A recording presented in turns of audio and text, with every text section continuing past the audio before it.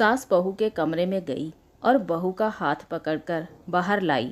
सबके सामने कहने लगी, किसने कहा था अपनी बहू को घर से निकाल के दूसरी बहू ले आना? ज़रा सामने आओ। कोई सामने नहीं आया।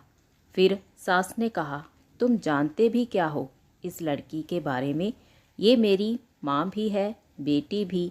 माँ इसलिए मुझे गलत काम करने पर डांटती है और बेटी इसलिए कभी कभी मेरे दिल की भावनाएं समझ जाती है।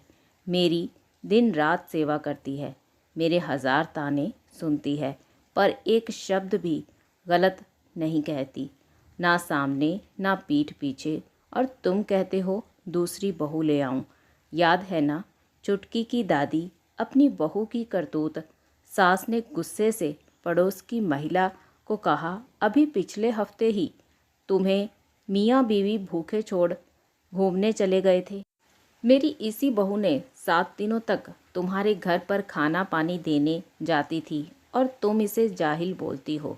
जाहिल तो तुम सब हो जो कोयले और हीरे में फ़र्क नहीं जानते।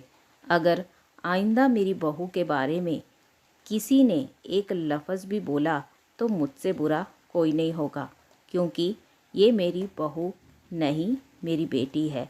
बहू सिसकियाँ लेते हुए फिर कमरे में चली गई।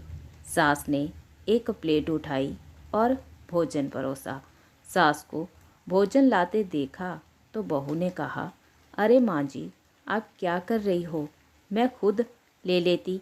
सास ने प्यार से ताना मारते हुए कहा, डर मत, इसमें जहर नहीं है। मार नहीं डालूंगी तुझे।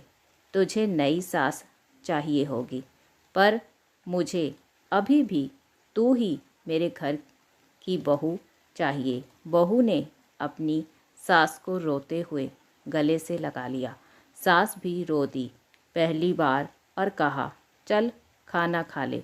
फिर मजाक करते हुए कहा, फिर मेरे पैर दबाने चले आना, और ये ख्याल मन में मत लाना कि सास पैर बोलती है।